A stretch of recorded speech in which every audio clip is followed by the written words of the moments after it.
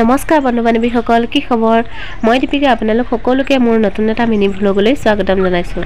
আশা কৰিছোঁ আপোনালোক সকলো ভালে কুশলে আছে।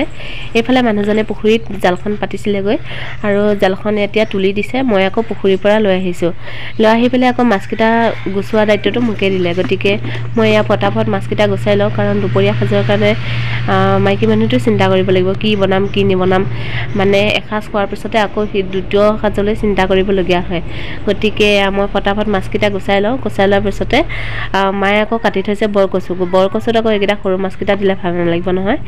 সিফালে মাছ বাচি হাত ধুই পেলাই ভিতৰলৈ আহিছোঁ। ভিতৰলৈ আহি পেলাই দেখিলোঁ আমাৰ বিচনাৰ ওপৰত মেকুৰী পোৱালি দেখিলে সঁচাকৈ বহুত মৰম কৰোঁ, বহুত ভাল লাগে মোৰ। কিন্তু বিচনাৰ ওপৰত উঠিলে মোৰ বহুত খং উঠে। গতিকে গোসাঁইক এয়া মাকৰ ওচৰত থৈ আহিবলৈ দিছোঁ। আমাৰ ওচৰৰ মানুহ ঘৰে হয় আৰু সি এতিয়া মাকৰ ওচৰত থ'বলৈ গৈছে। এইফালে আকৌ এয়া মই ইটো সিটো কৰি থাকোঁতে মায়ে ভাতকেইটা বনালে। এইফালে কেঁকুৰা ভাজিছিলে আৰু লগতে বন্ধাকবি আলু ভাজি, এইফালে মোৱা মাছকেইটা ফ্ৰাই কৰি দিলে আৰু বৰকচু তৰকাৰী যে বনাই থৈছিলে, বৰকচু তৰকাৰীত এয়া কাৱৈ মাছ দি দিলে। কাৱৈ মাছ আকৌ মই ফ্ৰাই কৰি লৈছোঁ দেই। মাহঁতে কেঁচাই লৈছে, কিন্তু মই মাছ কেঁচাই নাখাওঁ, গতিকে এয়া ফ্ৰাই কৰি ল'লোঁ।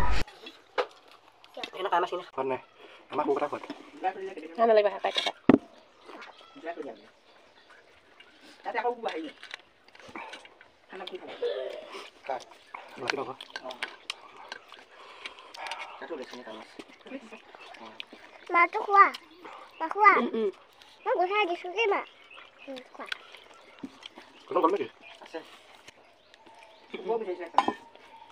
মই গুচাই লওঁ।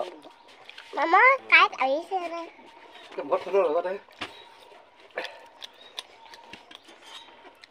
অকণ খজতি ধৰিছোঁচোন। গোহানি লৈ যাম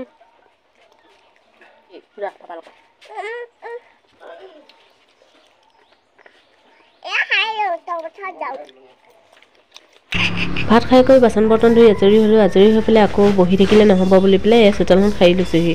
চোতালখন বহুত লেতেৰা হৈ আছে, গতিকে মই লেতেৰা হৈ থাকিলে ভাল নাপাওঁ।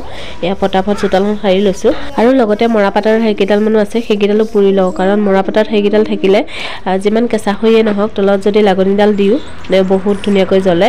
আৰু আমি যিহেতু ৰান্ধনি মানুহ, পাকঘৰত জুইকুৰা ধুনীয়া হ'লেহে ভাতকেইটা বনাবলৈ ভাল লাগে।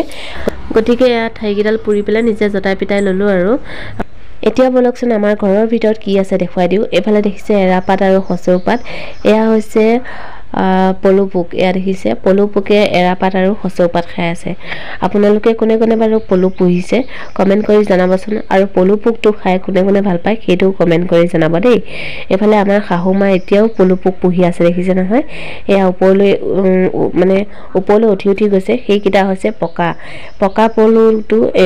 সেই ঠাইৰ পৰা আমি এক্সট্ৰা ঠাইত থওঁ, ক'ত থওঁ দেখুৱাই আছোঁ। সেইফালে দেখিছে, এইফালে পকা পলুখিনি এক্সট্ৰা কৰি গৈছোঁ। এই পকা পলুখিনি আকৌ ফুটা বান্ধিব, মানে এৰী লাট বান্ধিব। সেই লাটৰ ভিতৰত এই পলুখিনি সোমাই থাকিব। যিসকলে পলু পুহিছে তেওঁলোকক সুধিছোঁ, আপোনালোকে বাৰু পলুক কি খুৱায়?